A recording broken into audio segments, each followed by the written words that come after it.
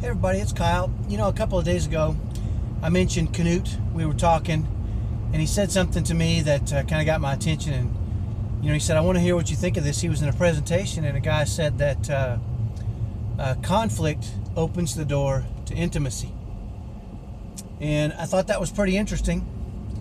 The first thing that crossed my mind was that conflict also can slam the door shut, lock it, and throw away the key. And let me explain why I say that. And I kind of agree with the first half too. Conflict can really open the door to intimacy. My wife and I, a long time ago, were in a state of our marriage and our relationship was in a real state of disarray and disconnect. And I personally, and I think she would agree with this, we both weren't sure if it was going to last. There was so much stress and so much tension in our homes with our two sons on the autism spectrum, and we weren't really managing it very well or doing a good job as a couple and as a family. It was, we felt like we felt like our sons were driving a speedboat and we were being pulled behind in an inner tube, and he was just driving all over the lake and slinging us every which way, and we were really kind of at his mercy.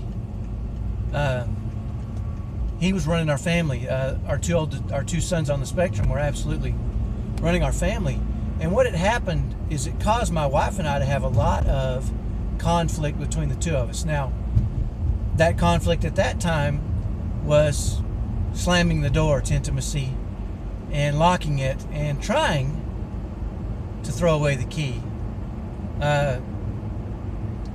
Sometimes when we have heavy or hard situations in our homes, we want to blame somebody, and a lot of times that blame will fall to our spouse, or we become frustrated or discouraged, and we can take that out on our spouse. And that is exactly what my wife and I were doing.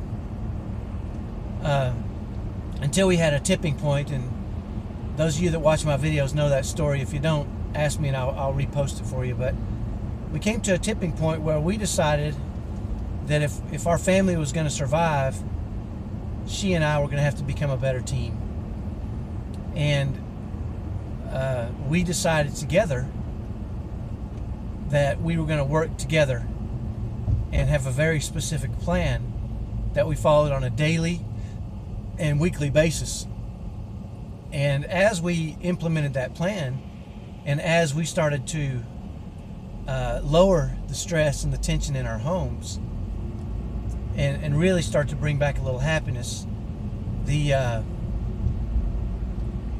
conflict that we had in the past, and now conflict we have now, does absolutely unlock the door to intimacy. If you're having struggles in your relationship, you're not alone. It's been said, and I don't know if this is true or not, but I've heard that the stress and strain in an autism home is equal to that of a combat soldier. And I've never been in combat, but certainly I can believe that because we felt that. I felt that, my wife felt that, our typical kids felt that, until we made a change that allowed us to start lowering that stress and tension. Had we not done that, I imagine we probably would have been like we both would have been single parents probably. I want you to know that if we can do it, if my wife and I can do it, and you know how much I love my wife, you can do it. And if you're a lady and you're watching this and you say, "Yeah, but my husband won't," or "my spouse won't," if you're a man, you can fix it. And the minute you think you can't fix it, you're in real trouble.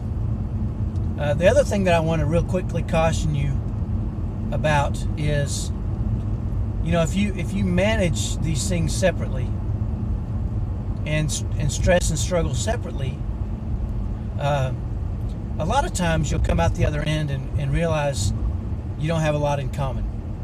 I've talked to, and it can cause problems too. There's another famous blogger who just recently, in the past couple of months, announced that he was getting divorced, and they had grown apart as they tried to manage the chaos in their home with their son. And I would assume, I don't know for sure because I haven't had a chance to talk to him, but from the hints he drops, I would assume they were both working their hardest to manage their son independently of each other. And his statement was that they kind of just grew apart and don't have anything in common. And that's flabbergasting to me, because don't you love that word, flabbergasting? My wife and I have our kids in common. We have autism in common. We have our love for each other in common. And I think because we really focused on working together, it brought us closer together. And it did open that door to intimacy.